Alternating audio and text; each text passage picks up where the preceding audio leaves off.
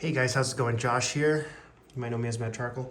I'm drawing this a charcoal drawing of a skull. Here's my reference down there. I'm roughly sticking to it, not exactly, but I'm using a 22 by 30. I'm drawing on a 22 by 30 BFK Reeves, I believe it is, toned tan paper, so that I could do a heightened drawing. We're going to talk a little bit about heightened drawings, which are very technical very quickly, and are quite challenging to work on for me personally, for a few reasons. So I already started working on this one yesterday, I believe it was, or the day before, I don't remember, but I'm still working on the proportions, kind of building up these values, layering on this charcoal, wiping it together, and creating a sense of atmospheric perspective, a little bit of atmosphere to it, which is that like blurred, you can't see much of the details sometimes in the background, or except for where there's more contrast. It's kind of letting everything get all fuzzy. Makes it a little bit more realistic sometimes, but anyway, so for now, all I've used so far is this piece of charcoal here, a little bit of pan pastel to tone the page with this sponge. You can see those marks over here. It blends well with the charcoal. And this kneaded eraser, so that I can kind of pop in the highlights. The cool thing about working with toned tan paper, which is like a cream color, or you could use like a gray color, or even like a bright different red or blue, or like whatever you want to use really, but there's some value to it, right? It's not completely white. Therefore, it gives you a little bit of freedom to potentially add another layer of a higher value, higher meaning lighter value to the drawing than what the paper can give you, right? So in traditional drawing, you'll have something close to white or a white paper that you're drawing on with dark material. So whenever you erase, the most you can possibly erase, and the white of the page will be your zero value from a scale, let's say 1 to 10 or 0 to 10, 0 being the lightest, the white of the page, and 10 being the darkest you can get your material to go when you're working with no color, right? So the cool thing about having the white of the page be this type of tan color, now you can push the color of what you're working on, you can push it further than the light of the color of the page, right? So it's a little bit closer to painting. It's like you're using one color instead of no color, almost. Because the lightest part of your drawing is not going to be the white of the page. Your white of the page is going to be more like a 3 or 4 value in that case. So I'm still pulling out some of these lights, but I'm not lifting them yet, right? So when you're using white chalk to lift something like this, it's not white charcoal, because charcoal comes in black. When you burn wood, you get charcoal, and this is not burned wood. This is white chalk. It has to be, or something along those lines, in order to be white. So when you lift on the drawing with that, by adding it to those areas, those light areas, you get a really cool effect that kind of brings the drawing forward while keeping the background and whatever is neutral and whatever doesn't have charcoal on it still in the back. Because in a normal drawing, your erased parts, your white of the drawing, is still going to be competed with the parts of the drawing that you didn't touch, because they're still white, right? The white of the page is showing through. So there's a lot of reasons why it's fun and good to try to do heightened drawings. One thing you got to be careful with is actually making a heightened drawing on a white piece of paper, right?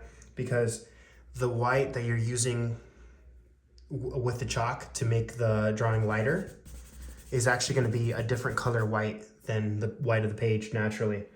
Sometimes the white of the page might have a little bit of like a creamish color to it, or a little bit of a natural tone to it, while the chalk tends to have like a bluish tone to it. So you're going to have two different colors almost.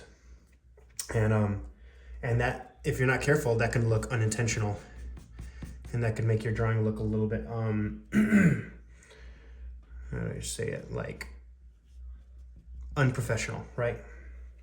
So So it's good to be able to understand how to use the white of the chalk that's different than the white of the page. And the reason why it does work when I use it on this tan page is because the page is not white. So it's like having a third color, right? There's the darkness of the charcoal, the lightness of the page, and then the ultra lightness of this white chalk. And so this third color is going to be more cohesive if you use it nicely. So one thing to keep in mind is that you want to develop the lights on the page gradually. Don't go too hard right away because it's really easy to overdo it. People are going to pay attention a lot more to where the light is on the page, where the light's hitting, which is where you're going to draw this white chalk with this white chalk, than the shadows. People tend to ignore the shadows because the eye doesn't naturally look at the shadows. The human eye tends to look away from the shadows, and that's natural because we can't see as good at night. We can't see as good in the shadows. So we don't focus on the shadows. We focus on what we can see because that gives us the most information. That's our brain function the best, right? All right, so another thing is that you usually want the white to land where there's almost no charcoal underneath it. Because naturally, if you're drawing and with the charcoal and it's a dark area, you're gonna put charcoal down. And if it's a light area, you're gonna lift the charcoal out. So if the area is light enough for the white that's even lighter than the page to be there, then why is there charcoal there? There shouldn't be, right? Mine, there is in mine because I smudge a lot. But besides that, I shouldn't want to have all this charcoal there. So I shouldn't be adding white to the top of the charcoal. So if I made a value scale, it would be like a mid-range 3 or 4 would be the light of the page, the color of the page, and then anything darker than that would add a little bit of charcoal, a little bit more charcoal until you get to black. And then lighter than the light of the page, or the color of the page, which is like this, let's say this area right here, then you start a little bit more white, adding a little bit more white, right? You're not gonna wanna make that value mixing the white and the charcoal, because then you're gonna get this weird gray. At least you wanna have control of that and not you do it too much, because you're gonna have the same value as the page, but it's gonna be gray, a weird different color than the page, which might not read that great.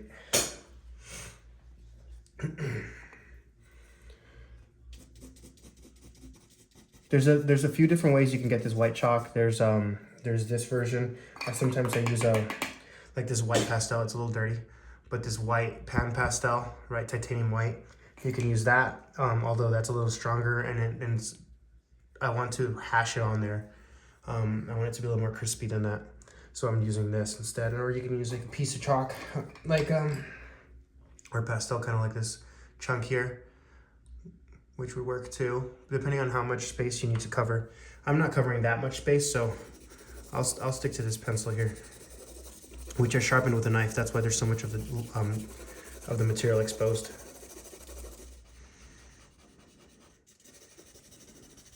I'll roughly go over where I think I need to lighten up while I'm looking at my reference.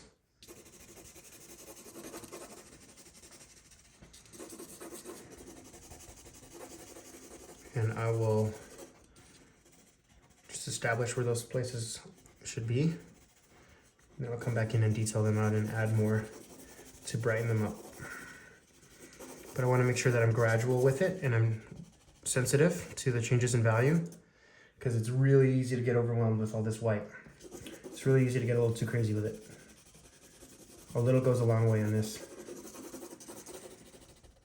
I mean, there's some drawings where you can't even tell there's white in there. You could just see it brighten up a little bit in a spot. And I think that's a really beautiful way of drawing. I don't know if I could do that with this one because I haven't been sensitive enough to it in terms of my values with the charcoal. But we'll try to do something along those lines. We'll try to still keep it sensitive. I'm looking down here to the open part of the mouth. Maybe a little bit of light will hit there and there. But I want to minimize how much my white chalk goes over the dark areas, Because if I'm using that white chalk over like a dark area, that means I did something wrong. That means that I don't know if this is a light area or a dark area. That's not good, right? I am changing the shape of the opening of the nose a little bit though. Looks a little bit too big sometimes. We'll see though. I also squint while I'm looking at my reference, like always. Get a good idea. Let's get a really good idea of what should be light and dark without being distracted by the details and working too small.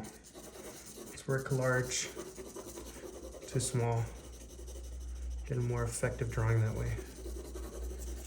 I'm doing a lot of vertical lines here. I'll come back in with some horizontal lines, but I just want to get those colors down nicely. You can see that it's starting to seem like it's coming off the page a little bit, which is what you want. By balancing those values and those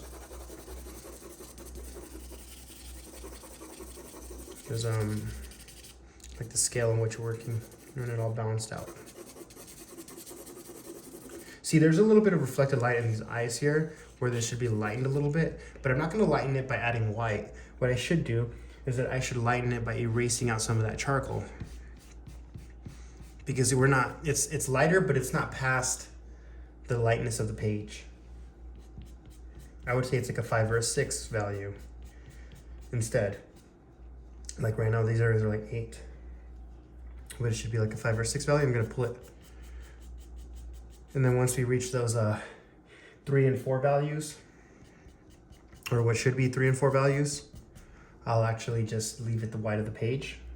I shouldn't say white. The tone color of the page, which is like a 3 or 4 value, like I have here, kind of showing through. And maybe here too. And anything lighter than that, then I would add some chalk when I'm getting into those 2, 1, 0 lightnesses. Like this is probably the lightest part of the drawing right here. This should be. So I'm gonna really push that to be as light as my chalk can allow. And now that'll be my my highlight, my reference point to what should be the brightest. So anything that's like a 0 or close to a 0, a value, I'll kind of add that in. A huge part of charcoal drawing and painting in general is being able to see those changes in value. Being able to notice where something is slightly darker, slightly lighter, how it references to the entire drawing or to the entire image. And not just saying, oh, it's light, let me add some white. Oh, it's dark, let me add some charcoal. It's not that simple, right? You kind of want to really recognize what's going on there. That'll allow you to create a stronger drawing. And a stronger drawing doesn't just mean more realistic. It means that your art is going to be that much better at getting your message across, whatever it's going to be. Like not just copying stuff. Copying stuff is fun, but kind of creating your mark as an artist requires you developing these skills to do the best work you can in order to convey your good ideas. Because people can have good ideas without having the proper skills to kind of show those ideas and make those ideas happen, right? But it's really good when you're equipped with the right skill sets to be able to accomplish those ideas and really show the world what it is you know and make an impact that way.